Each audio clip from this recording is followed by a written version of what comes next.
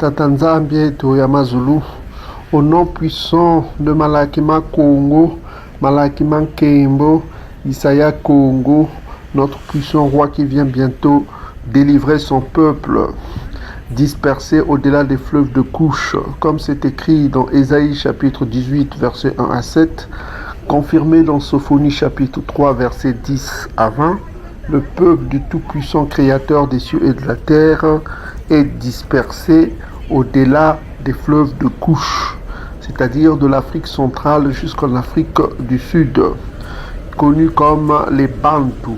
Partout où ils sont, soyez bénis, mes frères et sœurs. Voilà, dans Sophonie chapitre 3, verset 20, le Tout-Puissant a dit qu'il ira rassembler son peuple dispersé. On ne peut que rassembler ce qui est dispersé. Bien-aimés frères et sœurs, il ramènera les captifs de ce peuple sous leurs yeux. Les captifs de son peuple. En effet, les Bakongo sont allés en captivité, les Bena Yaoundé, les peuples de Juda. Ils sont captifs parmi les nations et ils seront ramenés, comme c'est confirmé par le Très-Haut. Ok, bien aimés frères et sœurs. Donc, l'archange Congo vient pour la résurrection des Bantous, les uns pour la vie éternelle, les autres pour la honte éternelle, et ceux qui auront la vie éternelle brilleront comme les étoiles. Ok, de Daniel chapitre 12, verset 1 à 3, bien-aimés frères et sœurs. Réjouissez-vous de cette promesse, car les promesses n'appartiennent qu'aux Bantous. Romains chapitre 9, verset 3 à 5. Il faut être Bantou pour espérer, pour avoir l'espoir sur ces promesses-là, bien-aimés frères et sœurs. Donc aujourd'hui, nous revenons encore avec le Koma de Bankaka pour nourrir ce peuple du Dieu vivant. Ok? Car l'amour de Tatanzambi consiste à nourrir les brebis de Yakongo, qui sont que les Bantous. Ok? L'amour de Yakongo consiste à nourrir les brebis de Yakongo. L'amour de Tatanzambi consiste à nourrir les brebis de Yakongo qui ne sont que des Bantous. Yokana chapitre 21, verset 16 à 17. Jean chapitre 21, verset 16 à 17. Bien-aimés frères et sœurs.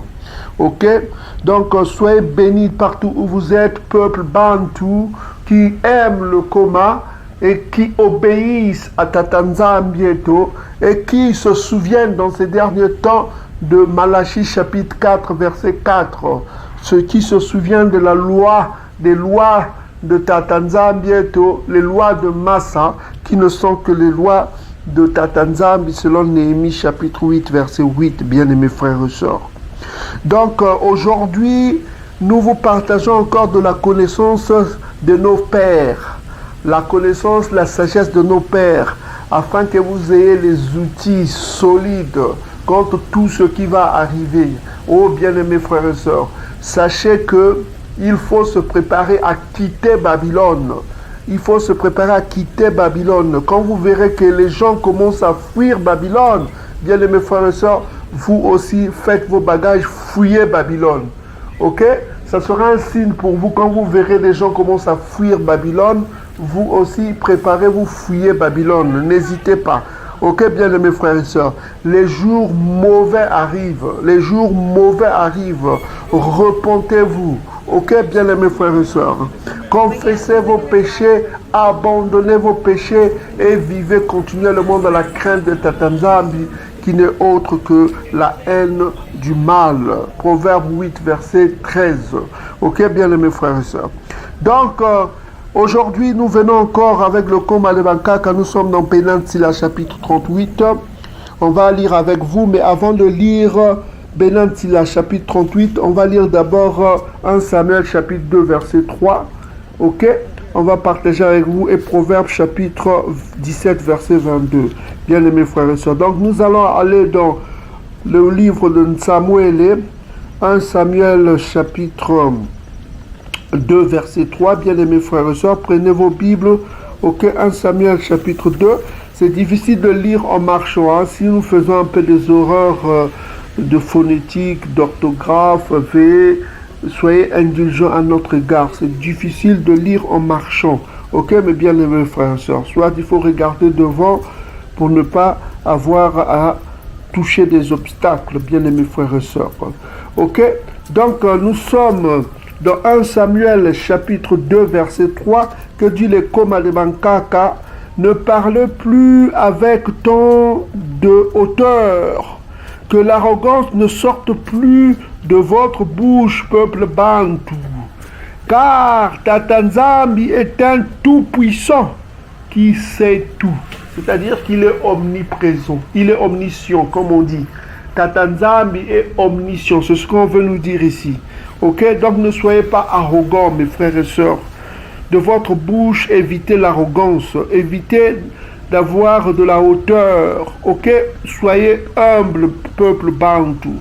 Car Tatanzambi est un tout-puissant qui sait tout. Ok, parce qu'il est omniscient, c'est-à-dire qu'il sait tout. Ok, bien aimés frères et sœurs. Virgule, et par lui sont pesées toutes les actions. Et par lui sont pesées toutes les actions, bien aimés frères et sœurs. Donc, ce sont vos actions qui définissent votre personnalité. Ok?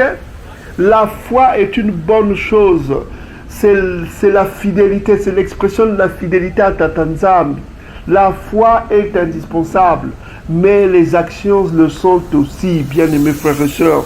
Vos actions le sont aussi parce que vous serez pesés, vous serez jugés par vos actions. C'est ce que veut nous dire ici le Komadebankaka. La foi est une bonne chose. Hébreux chapitre 11, verset 6. Ok, la foi est indispensable. Mais n'oubliez pas, mes frères et sœurs, n'oubliez pas vos actions, ce que vous faites dans vos vies. Chaque fois que vous faites quelque chose, réfléchissez au préalable. Est-ce que cela plaira au Tout-Puissant ou est-ce que cela déplaira au Tout-Puissant, Tatanzambi et tout. Donc, dans tout ce que vous faites, souvenez-vous d'abord que est-ce que cela est conforme à la loi de Massa, la loi de Tatanzambi, ok? Chaque fois que faites une introspection, mes frères et sœurs, c'est pourquoi on vous dit ici que c'est par Tatanzambi que sont pesées toutes les actions, bien-aimés frères et sœurs. Il est le juge de nos actions. Tout ce que nous faisons seront jugés, mes frères et sœurs, bien-aimés frères et sœurs. Donc nous revenons encore dans 1 Samuel chapitre 2, verset 3, bien-aimés frères et sœurs. Écoutez le Komadebankaka. Ne parlez plus avec tant de hauteur, peuple bantou. Que l'arrogance ne sorte plus de votre bouche. Que l'arrogance ne sorte plus de votre bouche. Ne faites pas comme les chrétiens du dimanche qui jouent sur l'arrogance, qui jouent sur les émotions en criant là, « Oh, Jésus m'a sauvé !» Quel Jésus? Le nom de Jésus ne sauve pas parce que c'est un nom faux. Ok? La lettre J est une invention, mes frères et sœurs. C'est une invention médiévale. Allez sur Wikipédia, tapez lettre J, tapez Wikipédia. Vous verrez que c'est une invention médiévale. Donc vous ne pouvez pas être sauvé par ce qui est faux. Ok? Son nom n'était pas Jésus, c'était Yissa. Ok? C'était Yissaya. Ok? Ce qui sauve, c'est Yissaya. Son nom était Yissaya. Ok? C'est son nom véritable. Parce que c'est Yah qui sauve. Ok? Ça veut dire tout simplement ça. Yissa en langue coque veut dire venir, sauver. Ok? C'est la même chose qu'en langue hébraïque, paléo-hébraïque. Ok, mes frères et sœurs? Ici, le comme vous dit dans 1 Samuel chapitre 2, verset 3, bien-aimés frères et sœurs, écoutez le Komadebankaka. Ne parlez plus avec autant de hauteur, peuple bantou. Que l'arrogance ne sorte plus de votre bouche, peuple bantou. Point virgule. Car Tatanzambi est un tout-puissant qui sait tout, c'est-à-dire qu'il est omniprésent et il est omniscient, bien-aimés frères et sœurs. Tatanzambi est un tout-puissant qui sait tout, ça veut dire qu'il est omniscient, il connaît tout. Et par lui sont pesées toutes les actions, et par lui sont pesées toutes les actions. Ça veut dire qu'il est le juge de nos actions. Ok? bien-aimés frères et sœurs. C'est pourquoi le livre de Romains, chapitre 2, verset 13, vous dit que, voilà, la foi ne suffit pas, mes bien-aimés frères et sœurs. Il faut produire les fruits dignes de repentance. Vous l'avez dit, Yokanala, Matthieu chapitre 3. Il faut produire les fruits dignes de repentance. Matthieu chapitre 3, verset 8, bien-aimés frères et sœurs. Ok? Il faut produire les fruits dignes de repentance par vos actions, car vos actions seront pesées, mes frères et sœurs, seront jugées. Vous serez jugés sur vos actions, mes frères et sœurs. Vous serez jugés sur vos actions, sur ce que vous faites. Vous serez jugés sur vos actions, bien-aimés frères et sœurs. Donc faites attention à vos actions. Faites attention lorsque vous prenez des décisions, bien-aimés frères et sœurs. Ok? La foi est indispensable parce que sans la foi, vous ne pouvez pas plaire à Tatanzam. Ok? Hébreux chapitre 11, verset 6. Mais sachez une chose, vous serez jugés sur vos actions. Donc, produisez donc les fruits dignes de repentance, mes frères et sœurs. Matthieu chapitre 3, verset 8. Ok? Yokana vous l'a dit. Ok? Nabi Yokana vous l'a dit. Ok? Moi, je vous le dis aussi. Ok? Le Tout-Puissant vous a mis en garde. Malachie chapitre 4, verset 1 à 4. Avant le grand jour de Yaakov, un jour terrible, un jour de feu, un jour de grand jugement, mes frères et sœurs. Malachie chapitre 4, verset 4. Souvenez-vous des lois de Massa et des ordonnances de Massa. Il n'a pas dit renoncer ou ne vous souvenez pas, oublier. Il a dit souvenez-vous. Le souvenir, ça veut dire, ce n'est pas oublier. Ça veut dire que vous devez vous rappeler de ça, remémorer ça dans vos mémoires dans ces derniers temps. Revenez aux lois de Massa. Ne l'oubliez pas, les lois de Massa. C'est ce que ça veut dire. N'oubliez pas les lois de Massa. N'écoutez pas les crétins du dimanche. Revenez à l'obéissance. Ok, mes frères et sœurs? Souvenez-vous de Apocalypse chapitre 14, verset 12. Ok? Gardez les commandements de Tatanzambi et la foi en Isaïa. La foi en Isaïa, ça veut dire quoi? On vous l'a démontré. Apocalypse chapitre 19, verset 10. Et la foi en l'esprit de prophétie. Ok, bien-aimés frères et sœurs? Donc, nous allons commencer le coma de Bankaka. Nous sommes dans Benan Tila chapitre 38. On dit ceci. Rends au médecin pour tes besoins les honneurs qui lui sont dus.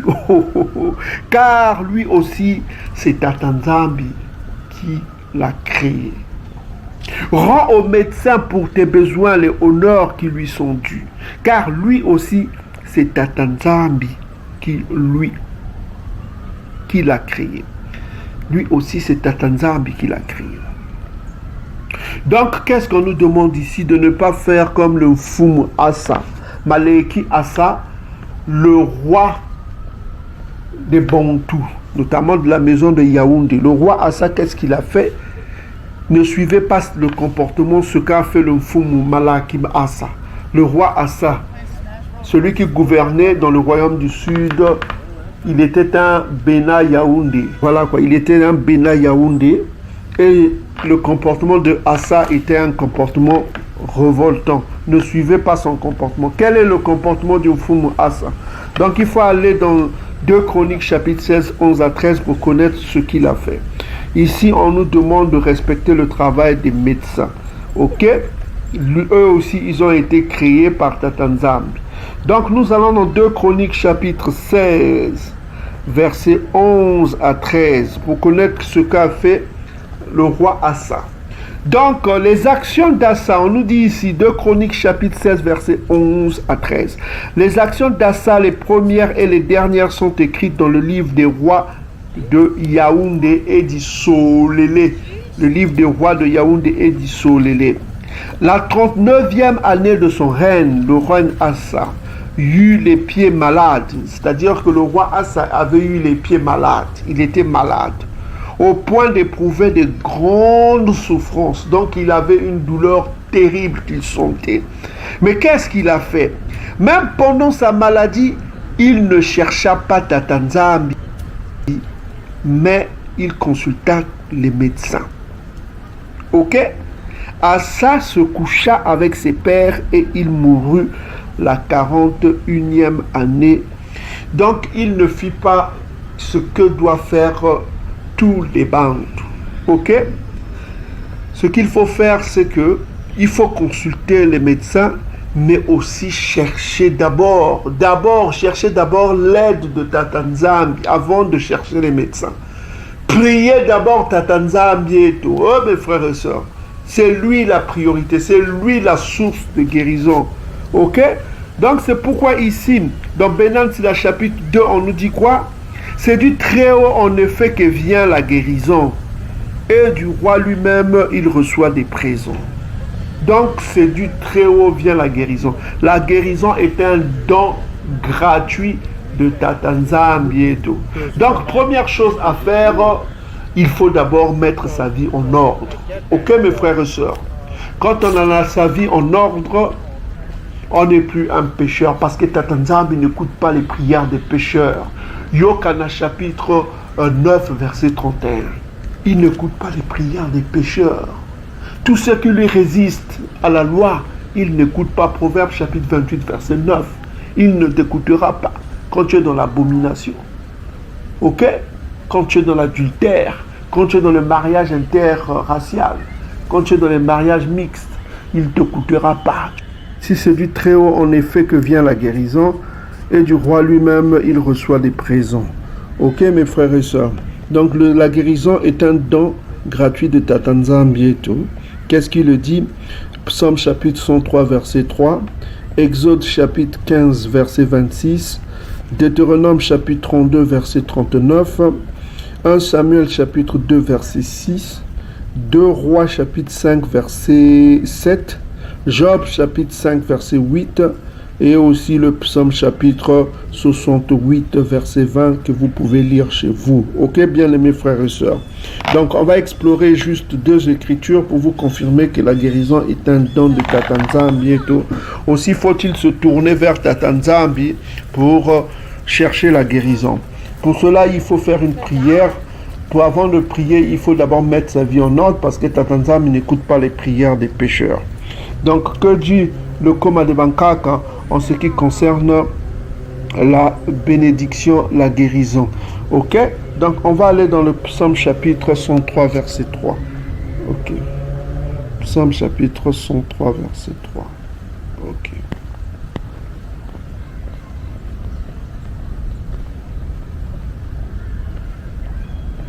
Dans le psaume 103 verset 3.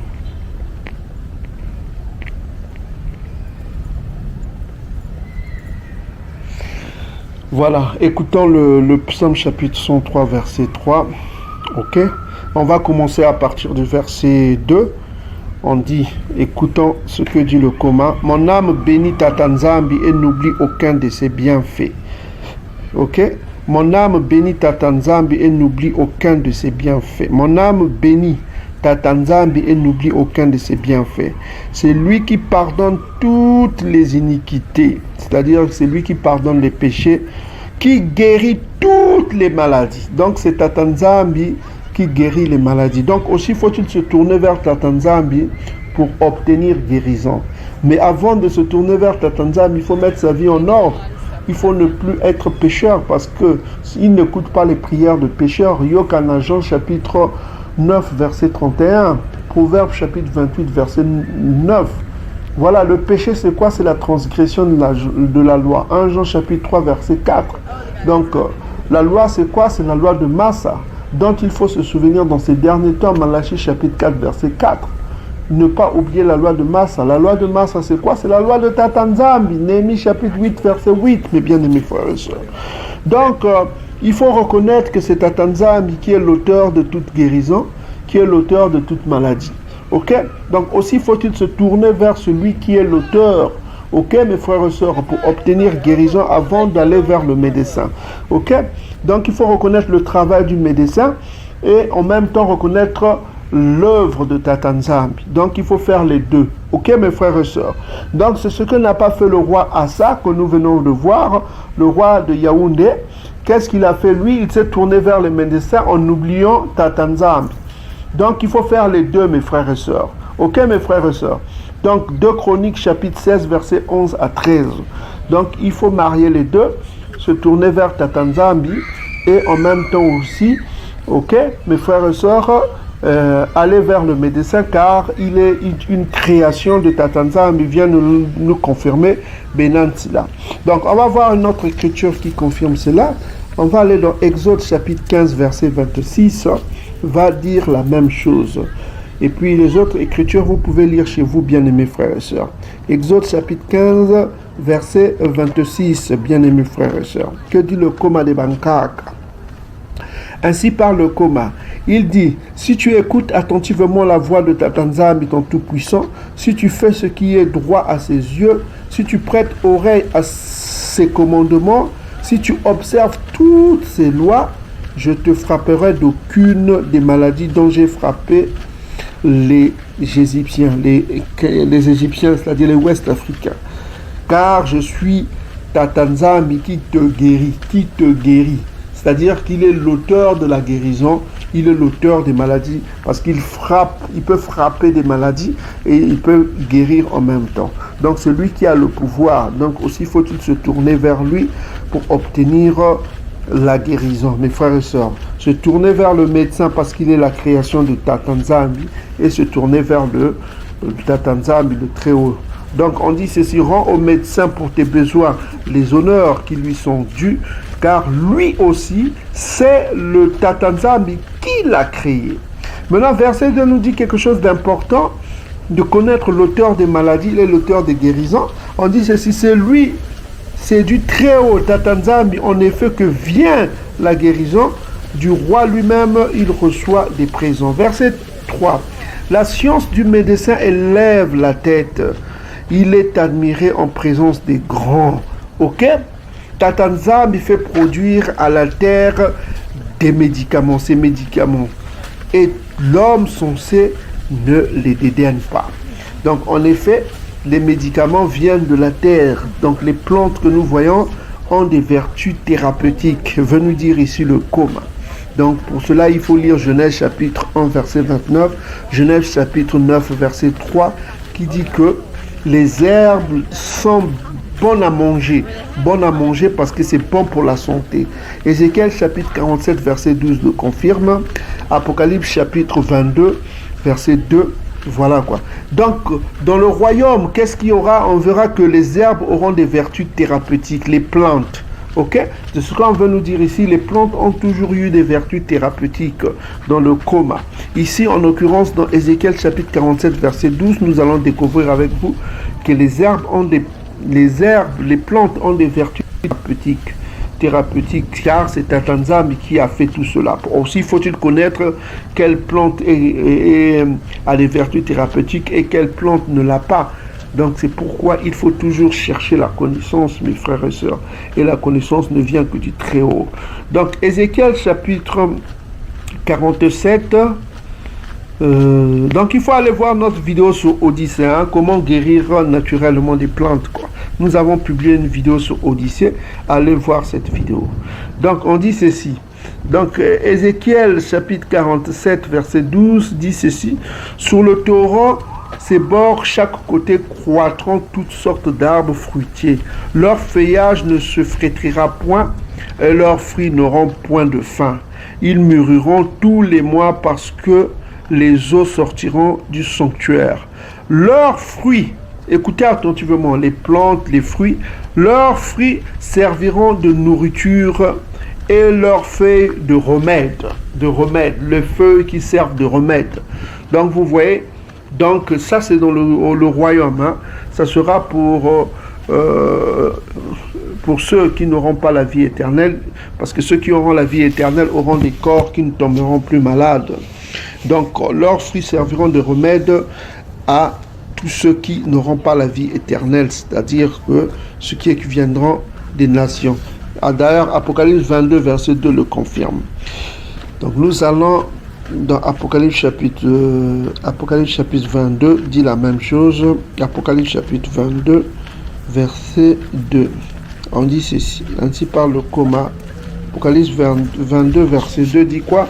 Au milieu de la place de la ville, sur les bords du fleuve, il y avait un arbre de vie produisant 12 fois des fruits, rendant son fruit chaque mois, et dont les feuilles servaient à la guérison des nations. Servaient à la guérison des nations. Donc c'est de remède pour les nations, parce qu'ils n'auront pas la vie éternelle, ils n'auront pas les corps angéliques qu'auront les bantous. Ok? Les nations auront des remèdes, comme on vient de le voir dans Ézéchiel chapitre 47, verset 12, et là confirmé dans Apocalypse chapitre 22, verset 2. Donc les plantes ont des vertus thérapeutiques et auront des vertus thérapeutiques dans le royaume à venir qui serviront à la guérison des nations. Ok? Parce qu'ils ne bénéficieront pas de ce que les bantous auront, c'est-à-dire la vie éternelle. Ok? Mais ils pourront guérir gratuitement à l'aide de ces plantes-là que l'archange Congo fera fleurir. Donc, voilà quoi que voilà. Donc, verset 5. En bois n'a-t-il pas adouci l'eau amère afin que sa vertu fût connue de tous? Il a donné aux hommes la science pour se glorifier par ses dons merveilleux. Par eux, l'homme procure la guérison et enlève la douleur. Le pharmacien en fait des mictions et son œuvre est à peine achevée. Que par lui, le bien-être se répand sur la face de la terre. Verset 9. Mon fils, si tu es malade, ne néglige pas mon conseil, mais prie Tata Nzambi, il te guérira. Donc, le conseil que Benan Tila donne ici, quand tu es malade, il faut prier Tata Nzambi et il te guérira. Quand il dit il te guérira, il exaucera ta prière. Mais ta prière ne peut être exaucée que si tu n'es pas dans l'état de péché. Si tu n'es pas un gros pécheur, si tu ne commets pas l'adultère, tu fais l'adultère, tu fais des mariages mixtes, tu vis dans la fornication, tu couches avec telle femme, ok? Alors que le mariage est honorable, ok? Hébreux chapitre 13, versets 3 à 4. Le mariage est honorable, mes bien-aimés frères et sœurs. Le mariage en prenant une femme de la race de tes pères, c'est honorable.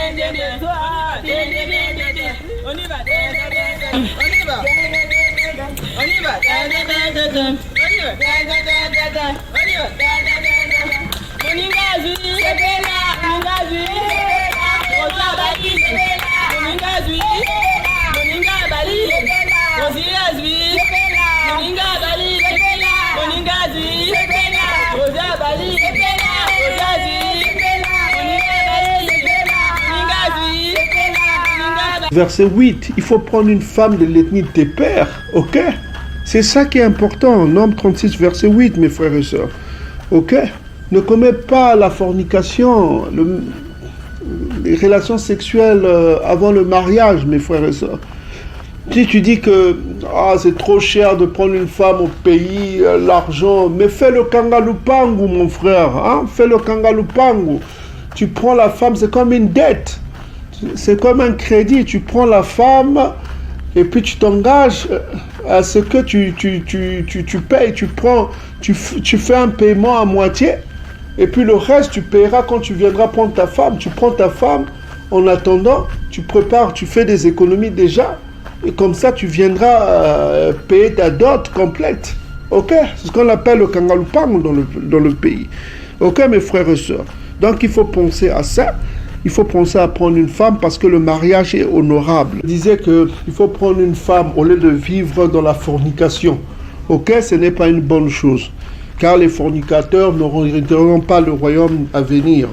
Donc prends une femme de l'ethnie de tes pères, Nombre chapitre 36, verset 8. Ok, évite les mariages mixtes. Ok, ça c'est Néhémie chapitre 13, verset 27. Malachie chapitre 2, verset 11 à 12. Ok? Donc, parce que le mariage est honorable, Hébreux chapitre 13, verset 4, bien-aimés frères et sœurs. Évite l'adultère, c'est un grand péché, c'est un péché mortel. Ok? Évite le vol, évite le péché en quelque sorte. Donc, on dit ici au verset 9, mon fils, si tu es malade, ne néglige pas mon conseil, mais prie Tata Nzambi, il te guérira. Il te guérira. Donc, fais la prière à Tata Nzambi et il te guérira. Éloigne la transgression, redresse tes mains et purifie quoi? Ton âme. Purifie ton âme de tout péché. Donc, c'est ce que je vous disais. Donc, éloigne la transgression, redresse tes mains et purifie ton âme. Donc, il demande la repentance. La repentance, comme on vous donne toujours le verset, Proverbes chapitre 28, verset 13 à 14, il demande la repentance ici, c'est-à-dire avouer ses péchés, les abandonner et vivre continuellement dans la haine du mal, dans la crainte de Tata Nzambi, Proverbes chapitre 8, verset 13. Donc ici, il dit, éloigne la transgression, redresse tes mains et quoi? Purifie ton âme de tout péché. Ok, bien aimé. Donc, offre l'encens et l'oblation de farine et immole de graisse, immole de grâce, victime, comme c'en était fait de toi. Donc ça, c'était la loi avant, la loi des sacrifices. Donc il faut accomplir cela parce qu'en ce temps-là, c'était encore permis. Maintenant là, ce n'est plus. Parce que nous n'avons plus l'organisation des Lévites. Nous n'avons plus... Tout est en quelque sorte détruit. En quelque sorte, il n'y a plus ces structures-là. Ok, mes frères et sœurs. Donc voilà quoi. Maintenant, verset 12. Puis donne accès au médecin, car lui aussi, Tata Nzambi l'a créé, et qu'il ne soigne pas de toi, car tu as besoin de lui. Je répète. Puis, c'est-à-dire après avoir fait toutes ces choses, la prière, les sacrifices, en quelque sorte, comme c'était fait en leur temps, voilà. Mais ce qui nous concerne, en quelque sorte, après avoir fait... après avoir abandonné tes péchés, tes transgressions, la repentance, tu pries Tata Nzambi afin qu'il te donne la guérison, parce que ta prière ne sera écoutée que quand tu es purifié, ton âme est purifiée quand tu es pur, quand tu n'es pas un pécheur, parce qu'il n'écoute pas les pécheurs. On ne cesse de vous le répéter. Donc après avoir fait tout ce processus, mettre ta vie en ordre, prier Tata Nzambi. Qu'est-ce qu'il faut faire au verset 12? Bénin, il nous conseille qu'est-ce qu'il faut faire. Maintenant là, tu donnes accès au médecin, car lui aussi, Tata Nzambi l'a créé, et qu'il ne s'éloigne pas de toi, car tu as besoin de lui. Car tu auras toujours besoin d'un médecin dans toutes les circonstances. C'est pourquoi Bénin, il nous dit que ne négligez pas les médecins aucun d'eux dans les circonstances. En ce temps-là, c'était des docteurs, des médecins qui soignaient avec les plantes, comme nous venons de le voir. Hein. Maintenant, là, c'est la médecine moderne. Donc, ne t'éloigne pas des médecins. En quelque sorte, c'est un conseil que Bénin la donne. Ok? Verset 13. Il arrive que leurs mains ont du succès, car eux aussi prieront Tata Nzambi afin qu'il leur accorde de procurer le repos et la guérison pour prolonger la vie du malade. Ok? Verset 15. Donc, nous sommes verset 15, bien-aimés frères et sœurs. Que celui qui pêche devant son Créateur tombe entre les mains du médecin. Donc, celui qui pêche contre Tata Nzambi, Bénin, il a dit ici qu'il tombe entre les mains du médecin parce que c'est le fruit de son péché, c'est la conséquence de son péché. Ok? Parce que la maladie est le fruit du péché. Jean chapitre 9 verset 2 le confirme. Parce que quand on est malade, c'est parce qu'on est pécheur. Deutéronome chapitre 28 verset 21, 22, 27, 35, 49, 61 le confirme. Donc la maladie est le fruit du péché. Ok? Quand on est malade, c'est qu'on a péché contre Tata Nzambi. C'est ce que veut dire Bénin Tila ici. Et d'ailleurs, implicitement, ça a été dit dans Yokana chapitre 9, verset 2, qu'on va lire avec vous. Donc voilà. Yokana chapitre 9, verset 2, je crois. 9, verset 2. Yokana 9, verset 2 dit quoi? Donc, non, verset 1, on va commencer à lire à partir du verset 1 à 2.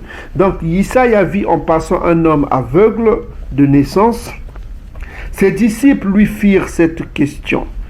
Ok, Nabi, qui a péché, cet homme ou ses parents, pour qu'il soit né aveugle? Donc les disciples ont compris que la maladie qu'avait cet homme était la conséquence d'un péché, soit un péché transmissible, soit un péché de cet homme lui-même. Ok? C'est pourquoi ils ont dit que qui a péché? Ils se posent la question qui a péché. Écoutez la réponse de Isaïa. Isaïa a répondu, ce n'est pas lui ou ses parents aient péché, mais c'est afin que les œuvres de Tatanzami soient manifestées en lui. Donc c'était prémonitoire qu'il soit comme ça, afin que Isaïa le guérisse aux yeux de tout le monde. C'était planifié comme ça, c'était le destin de cet homme-là. Ok? Bien aimés frères et sœurs. Donc voilà. Donc on revient dans le coma de Bankaka. Donc on comprend que la maladie peut être la conséquence d'un péché transmissible que les parents ont fait, ou bien intransmissible que la personne elle-même a fait. Ok? Donc voilà quoi. C'est ce que veut nous dire le coma de Bankaka. Ok? Bien aimés frères et sœurs. Donc on était où quoi? Voilà, on était au verset combien? Au verset 15. Verset 16. Mon fils, repens des pleurs sur un mort. Donc ici, on va nous parler de quoi? Du deuil. Hein? Du deuil, souvent les deuils, il faut se souvenir que la mort est la conséquence du péché. Romains chapitre 6, verset 9. On dit ici, mon fils, repens des pleurs sur un mort, comme si tu souffrais cruellement, commence la lamentation. Donc on dit ici, mon fils, repens des pleurs sur un mort, et comme si tu souffrais cruellement, commence la lamentation, puis donne à son corps les soins qui lui sont dus et ne néglige pas sa sépulture. Donc il faut se souvenir des morts et de leur dignité, ok? Il faut les enterrer dignement. Ça, c'est des conseils, des pratiques que les Bantous font déjà au-delà du fleuve de l'Éthiopie. Hein? Ok? Donc, il faut qu'ils soient enterrés dignement. Ok? Donc, c'est ce qu'on dit parce qu'il faut savoir que la mort est la conséquence de nos péchés. Hein? Ok? Dans Romains chapitre 6, verset 23, on va le lire rapidement. C'est comme la maladie, la mort est aussi la conséquence de nos péchés. C'est l'extrémité, quoi.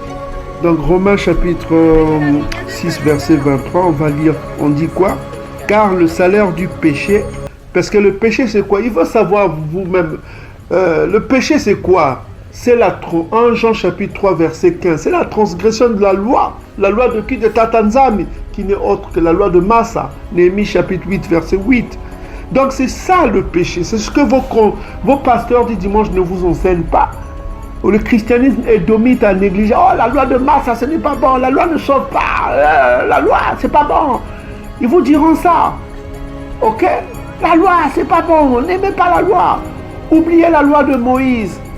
Alors que le coma dit qu'avant le jour de Diakomo, le jour terrible, le jour du jugement qui arrive, souvenez-vous de la loi de Massa.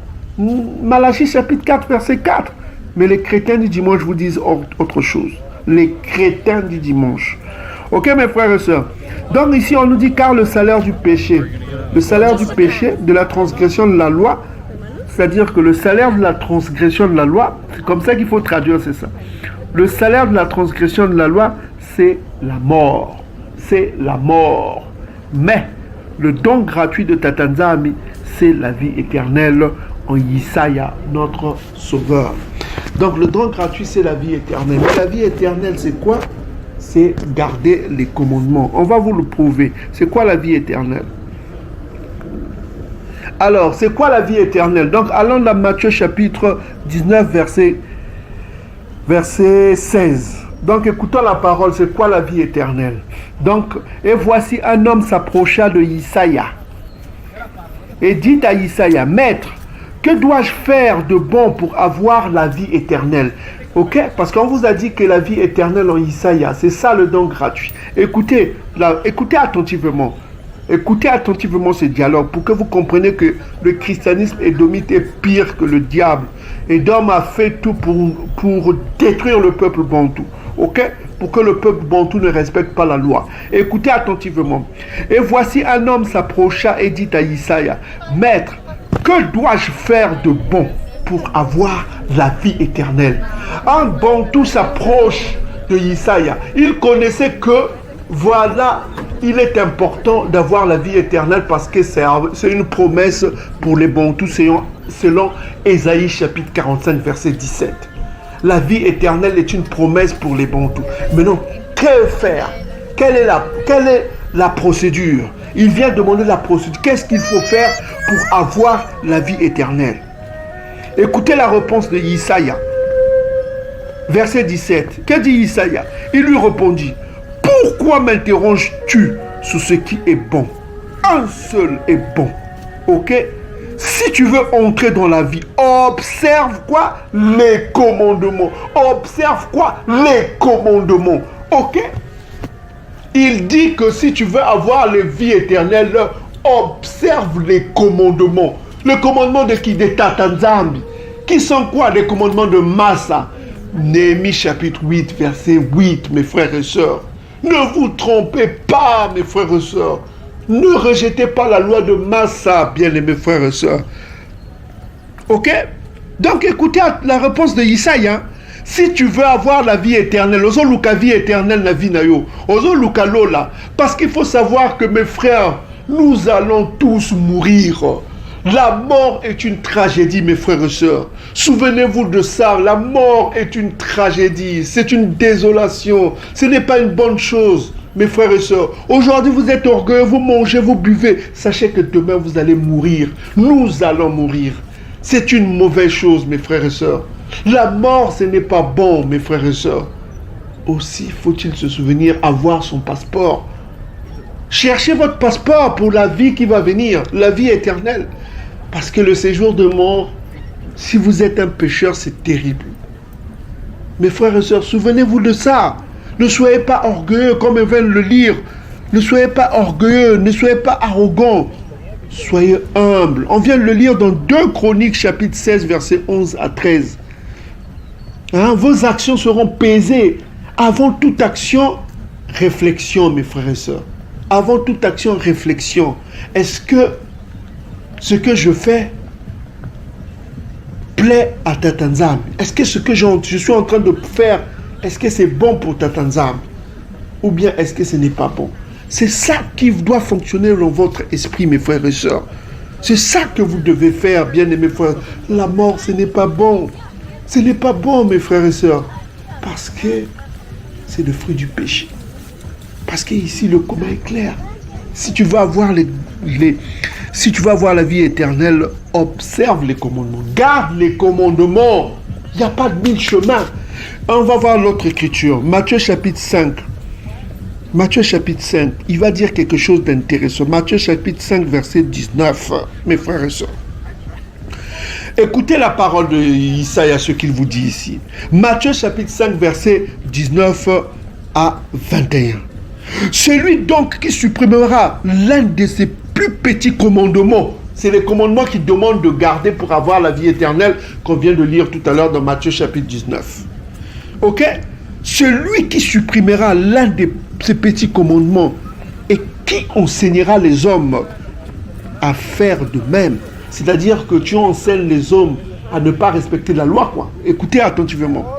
Sera appelé le plus petit dans le royaume des cieux. Donc il y a une hiérarchie dans le royaume des cieux, des bantous. Donc il y aura des bantous qui seront rien. Ils n'auront même pas la vie éternelle. Ils auront la honte éternelle en quelque sorte. Ok? Voilà quoi. Ça c'est pour ceux qui auront la honte éternelle.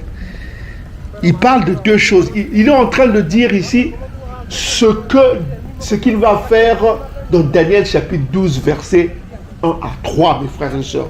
L'archange Congo parle de ce qu'il va faire, c'est-à-dire la vie éternelle pour les uns, la honte éternelle pour les autres. Écoutez ce qu'il dit. Celui donc qui supprimera l'un de ses plus petits commandements et qui enseignera aux hommes à faire de même, c'est-à-dire à ne pas respecter la loi de Massa, la loi de Tata Nzambi. Ok. Qu'est-ce qu'il sera? Il sera appelé le plus petit dans le royaume des cieux. C'est-à-dire, il aura la résurrection pour la honte éternelle. Vous comprenez? Non, point virgule. Mais celui qui les observera et qui enseignera à les observer, celui-là sera appelé grand dans le royaume des cieux. Donc celui-là, il aura la vie éternelle. Grand dans le royaume des cieux, il brillera comme les étoiles. C'est écrit dans Daniel chapitre 12, versets 1 à 3. C'est la même chose qu'il est en train de dire ici. Ce qu'il fera. Donc il y aura certains qui auront la résurrection pour la honte éternelle. Surtout vos pasteurs du dimanche là. Qu'est-ce qu'ils font? Ils n'enseignent pas la loi. Vous entendez les pasteurs qui disent « Oh, vous pouvez manger de tout ce qui se vend au marché. » Écoutez, manger du sang. Il y a une sœur qui avait posé la question à un pasteur qui se fait nommer, comment il s'appelle ce pasteur-là? Il y a une sœur qui l'a posé la question, qui lui pose la question, est-ce qu'il faut manger du sang? Et ce faux pasteur, Bantou, qui est Bantou, israélite Bantou, il ne le sait même pas. Il parle le yiddish. Il répond à la sœur qu'il faut le sang, il faut manger de tout ce qui se voit. Vous voyez un peu l'idiotie du christianisme édomite, mes frères et sœurs. C'est grave ça, d'enseigner. Il supprime la loi. Hein. Il est en train de supprimer. Il y a une loi pour ça. Il ne faut pas manger du sang. C'est une loi éternelle, Lévitique chapitre 3, c'est 17. C'est une loi éternelle de ne pas manger du sang. C'est une loi éternelle. Mais il le sait. Mais il ne conseille pas la sœur, mais il enseigne quoi à la sœur? Quoi? Le péché. Il supprime la loi, quoi. Il ose supprimer la loi. Alors qu'ici, on dit que celui qui supprime un de ces petits commandements, un petit commandement même, hein, voyez-moi un petit commandement qui n'a pas de valeur, comme quoi une femme ne doit pas porter les habits des hommes. C'est un petit commandement. Mais celui qui supprime ce petit commandement-là, un homme doit garder la barbe. Celui qui enseigne de ne pas garder la barbe, c'est un petit commandement, mais c'est grave. Un homme ne doit pas se raser la tête, avoir la boule à zéro. C'est un petit commandement. Mais il dit que celui qui supprime même ce petit commandement-là, il sera appelé petit dans le roi. C'est-à-dire, il aura la honte éternelle. C'est Daniel chapitre 12 qui vous le dit, mes frères et sœurs. Verset 20, écoutez ce qu'il dit dans le verset 20. Car je vous le dis, si votre justice ne surpasse pas celle des pharisiens, des scribes et des pharisiens, vous n'entrerez point dans le royaume des cieux. Qu'est-ce qu'il veut dire par là? Il veut parler du tiad. Quand vous lisez dans Matthieu chapitre 23, il enseigne, il fait la distinction. Les pharisiens, certes, ils respectent la loi, mais ils n'ont pas le tiad. Parce que le tiad, c'est la clé du royaume. Le tiad, c'est la clé du royaume. Si vous n'avez pas le tiad, vous pouvez beau respecter la loi de masse, à faire ce que vous... Mais si vous n'avez pas le tiad, hein, le tiad en vous, la justice de Tatanzam, la charité, la bonté, la compassion, si vous n'avez pas ça, vous n'entrerez pas dans le royaume de Dieu. Vous n'aurez pas la vie éternelle. C'est ce qu'il veut dire ici. Ok? Voilà quoi. Donc, méditer sur ça, garder les commandements, c'est une bonne chose, mais avoir le tiadi, c'est mieux. Ok, donc on revient dans le coma de Bangkok, on revient dans le coma de Bangkok. Alors, que dit le coma de Bangkok? Ok, verset 17. Verse des larmes amères, exalte des soupirs brûlants et fait le deuil selon qu'il en est digne. Un jour ou deux pour éviter les mauvais propos. Ok? Donc il faut respecter le deuil de celui qui est mort, quoi. Ok? Ok, un jour ou deux pour éviter les mauvais propos. Ensuite, console-toi pour éloigner la tristesse. Donc ça, c'est des conseils qu'on donne, hein, quand on est face à un deuil, quand on est face à un être cher, quand on a perdu un être cher. Car de la tristesse peut venir la mort et le chagrin du cœur abat toute vigueur. Donc il faut faire attention à ne pas être trop chagriné parce que cela peut susciter la mort aussi. Parce qu'il ne faut pas être trop triste. Il faut se dire que, bien aimés frères et sœurs, il y a une résurrection qui nous concerne. Il faut avoir cet espoir-là. C'est aussi ça la foi. La foi en quoi? En l'esprit de prophétie selon Apocalypse chapitre 19 verset 10. Il faut avoir la foi en Isaïa, c'est-à-dire Apocalypse chapitre 14 verset 12, la foi en Isaïa qui n'est que la foi en l'esprit de prophétie, Apocalypse chapitre 19, verset 10. Quelle est cette prophétie? C'est que la résurrection va arriver. Hein, selon Daniel chapitre 12, verset 1 à 3, nous aurons la résurrection. Ok? Donc c'est Yakongo qui sait qui sera ressuscité pour la vie éternelle et qui sera ressuscité pour la honte éternelle, mais la résurrection sera là. Ok, mes bien-aimés frères et sœurs? Les bons, tous seront ressuscités. Donc ça, c'est l'espoir qui peut détruire la tristesse, parce que quand on est dans la tristesse d'un être aimé, c'est vrai que ça fait tellement mal de perdre quelqu'un qu'on a aimé, quelqu'un qui était doux, quelqu'un qu'on a connu, quelqu'un de cher, un parent, un proche, tout ça comme ça. Ça a une douleur atroce, parce qu'il n'y a pas plus grande douleur que le cœur brisé, quoi. Bien-aimés frères et sœurs, car de la tristesse peut venir la mort, et chacun du cœur, et le chagrin du cœur abat toute vigueur, et le chagrin du cœur abat toute vigueur. Donc le chagrin du cœur peut précipiter la mort de quelqu'un. Donc il faut être fort, surtout nous les hommes bantous, nous devons être forts, nous devons enseigner cela, parce que le malheur frappe beaucoup le peuple. Ok? Surtout que maintenant, avec tout ce qui se passe dans les pays, les gens sont en train de mourir comme les mouches. Ok? Ok? Donc il faut prier sans cesse. Il faut inciter le peuple à craindre Tata Nzambi, à fuir le péché, pour que le peuple reçoive la guérison venant du Très-Haut. Ok? Verset 19. Quand on amène un mort, le chagrin doit passer avec lui, comme la vie du pauvre est contre son cœur. N'abandonne pas ton cœur à la tristesse, chasse-la le souvenant de ta faim. Donc on dit ici, n'abandonne pas ton cœur à la tristesse, parce que la tristesse peut être source de maladie, mes frères et sœurs. Donc on nous recommande de ne pas abandonner notre cœur à la tristesse, parce que la joie fait vivre l'homme. La joie est une source de guérison. Ok, mes frères et sœurs? Mais c'est vrai que quand un cœur, face à un cœur chagriné, un cœur brisé, il faut se souvenir que nous n'avons qu'un seul remède, c'est le coma. Donc, bien-aimés frères et sœurs, qu'est-ce qu'il faut faire quand on a la tristesse? Nous avons un consolateur, ce n'est que la parole de Tata Nzambi. Donc, nous, on va aller dans Sagesse de Salama, chapitre 16, verset 12. On dit ici que ce ne fut ni une herbe, ni un médicament qui les guérit, mais votre parole, Tata Nzambi, qui guérit tout. Donc, la parole de Tata Nzambi guérit tout. Ça guérit des problèmes physiques, la santé physique, ça guérit la santé spirituelle, les problèmes spirituels, donc ça guérit tout. Ok? Verset 13. Car vous avez puissance sur la vie, sur la mort, vous menez aux portes du séjour des morts et vous en ramenez. Donc il a le pouvoir de mener, de donner la mort, et il a le pouvoir de résurrection, mes frères et sœurs. Ok? Verset 14. L'homme dans sa méchanceté peut bien donner la mort, mais ramener l'esprit une fois sorti, ni délivrer l'âme que le Sheol a reçue. Verset 15. Mais il est impossible d'échapper à votre main. Donc il est impossible d'échapper à la main de Tata Nzambi.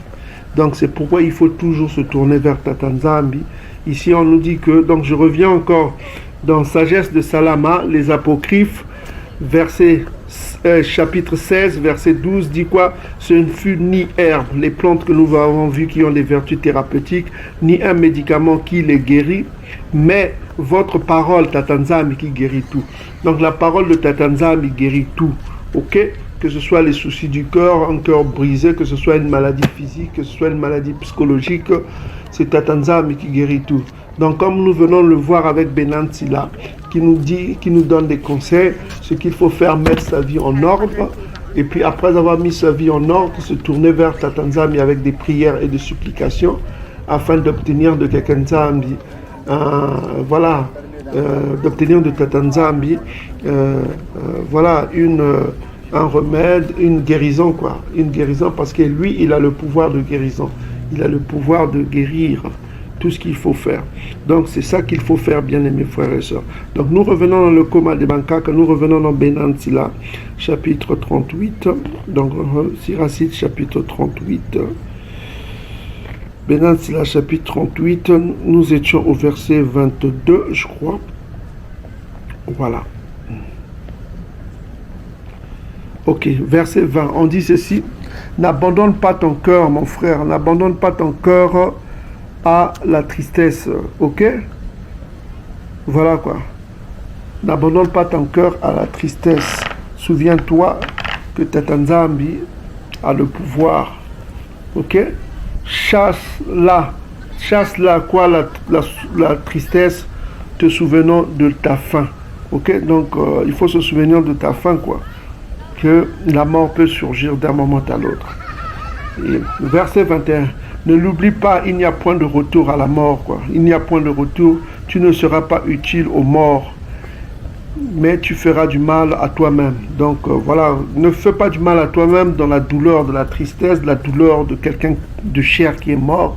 Ne livre pas ton cœur à la tristesse parce que ça peut être source de maladie et source de mort aussi. Donc verset 22, souviens-toi qu'à l'arrêt porté sur lui, le tien sera pareil. Pour moi hier, pour toi aujourd'hui. Donc la mort est le destin de tout le monde. Hein? Ok? Ouais. Verset 23. Quand le mort repose, laisse reposer sa mémoire et console-toi à son sujet au départ de son esprit. Ok? Voilà quoi. Verset 24. La sagesse du scribe s'acquiert à la faveur. Maintenant, ici, on parle de la sagesse du scribe. Hein. Ok? C'était souvent des lévites. Hein. On dit ici que la sagesse du scribe s'acquiert à la faveur du loisir. Et celui qui n'a pas à s'occuper d'affaires deviendra sage. Donc, celui qui n'a pas beaucoup d'occupation, qui ne fait pas beaucoup de travaux, il peut avoir la sagesse. Il a le temps pour s'enrichir, hein, pour s'instruire dans la sagesse. C'est ce que Benan Silla veut nous dire ici, quoi. Donc, la sagesse du scribe s'acquiert à la faveur du loisir. Donc, pour le scribe, c'est un loisir, quoi, parce qu'il n'a pas le temps consacré à faire des travaux manuels, mais il a le temps de se consacrer à lire les livres. Mais celui qui est consacré, qui se consacre à faire des travaux manuels, il n'a pas le temps de beaucoup lire le coma, de s'instruire. Donc, verset 25. Comment deviendra-t-il sage celui qui gouverne la charrue, dont l'ambition est de manier en guise de lance l'aiguillon, qui pousse ses bœufs et mêle à leurs travaux et ne sait discourir que des petits de taureaux. Ok? Donc, c'est ce qu'on vient de vous dire. Celui qui a des occupations manuelles n'a pas trop le temps de se consacrer à la sagesse, quoi. Verset 26. Il met tout son cœur à tracer des sillons, un soin vigilant à procurer le fourrage à ses génisses. Verset 27. Il en est de même de tout charpentier et constructeur qui poursuivent leur occupation la nuit comme le jour. Celui qui grave les empreintes des cachets, son application est de varier les figures. Il met son cœur à reproduire des dessins, un soin vigilant à parfaire son ouvrage. Tel le forgeron assis près de son enclume, considérant le fer encore brut. La vapeur et le feu fait fondre les chars, et il tient bon contre la chaleur de la fournaise. Le bruit de son marteau assourdit son oreille, et son œil est fixé sur le modèle de l'ustensile. Il met son cœur.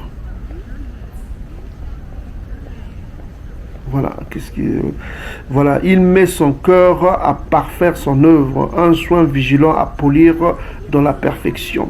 Tel encore le poitier assis à son ouvrage et tournant la roue avec ses pieds. Constamment, il est en souci de son travail et tous ses efforts tendent à fournir un certain nombre de vases. Verset 30. Avec son bras, il façonne l'argile et devant ses pieds, il la rend flexible. Il met son cœur à parfaire le vernis et un soin vigilant à nettoyer son four. Ces sortes de gens attendent tout de leurs mains et chacun d'eux est intelligent dans son métier. Donc ça se voit que ceux qui font des travaux manuels sont assidus à leur travail, mais en ce qui concerne la sagesse, ils n'ont pas le temps pour ça. Donc c'est pourquoi il faut que des Bantous comme nous qui avons la connaissance, que nous apportons à nos frères qui n'ont pas le temps de s'instruire, à leur donner le coma, comme nous venons le faire en marchant dans les gares jardins, pour donner le coma à nos frères qui n'ont pas la possibilité ni le temps de s'instruire des choses de Tatanzambi. Ok? Verset 32. Sans eux, on ne bâtirait aucune ville, c'est-à-dire ceux qui font des travaux manuels. On ne bâtirait aucune ville. On n'irait pas à l'étranger, on ne voyagerait pas. Mais ils ne seront pas recherchés dans le conseil du peuple et ils ne se distingueront pas dans l'assemblée. Ils n'auront pas la science de l'alliance du droit et ils ne prendront point place sur le siège du juge. Ils n'interpréteront pas la justice et le droit. On ne les trouvera pas pour énoncer des sentences. Donc ils ne seront pas des juges dans la maison d'Isolélé, parce que chacun a sa place, Ok, verset 34. Cependant, ils soutiennent les choses du temps et leurs prières se rapportent aux travaux de leur métier. Donc voilà, ceux qui font des métiers nobles comme ça de la main, bien qu'ils n'aient pas le temps à se consacrer à la sagesse, mais ils sont reconnus pour leur importance dans la société bantou. Ok, bien aimés frères et sœurs. Donc, on en a fini avec le coma des Bankak aujourd'hui, Benantila chapitre 38.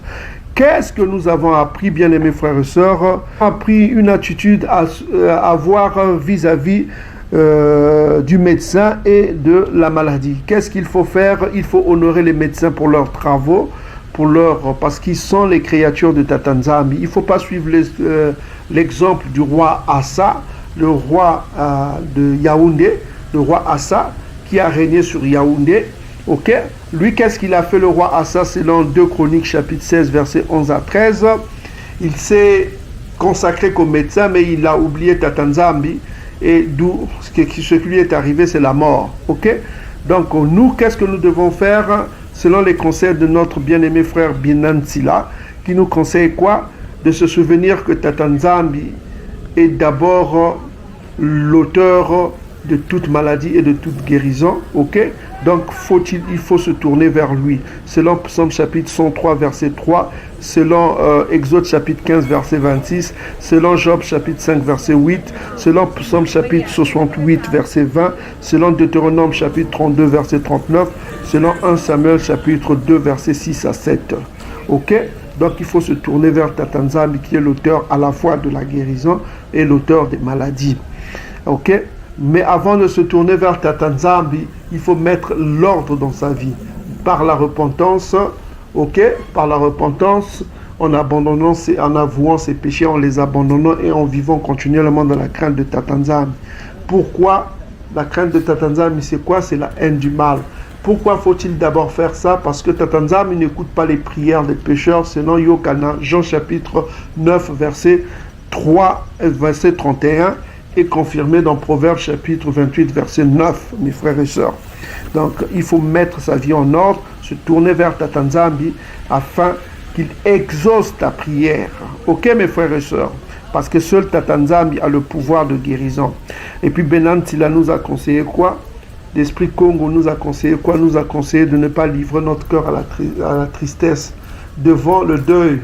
Ok, parce que nous sommes tous soumis à la mort, parce que le salaire du péché c'est quoi? C'est la mort. Romains chapitre 6 verset 23.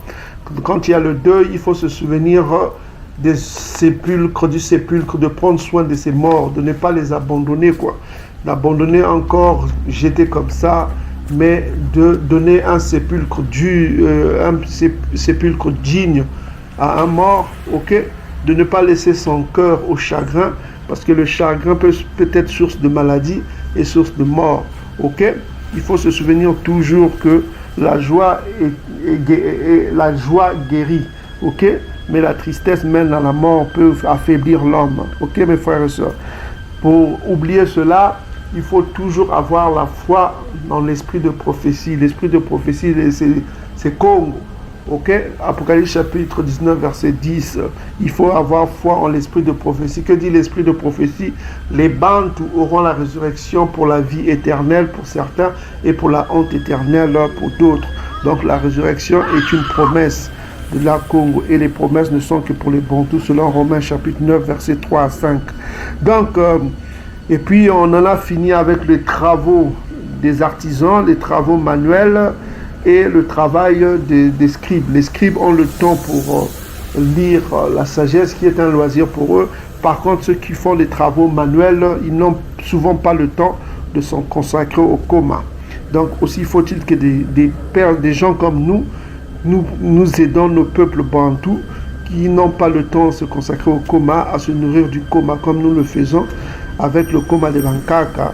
Ok? Donc on en a fini avec le coma de Bankaka, verset chapitre 38. Soyez bénis, bien-aimés frères et sœurs, partout où vous êtes, que l'archange Congo vienne et qu'il règne, et que les Bantous règnent, et que nous soyons tous ressuscités. Ok, les uns pour la vie éternelle, mais les autres malheureusement hériteront la honte éternelle. C'est le moment de se repentir. N'attendez pas, repentez-vous. C'est le moment de se repentir. Soyez bénis. Beluka.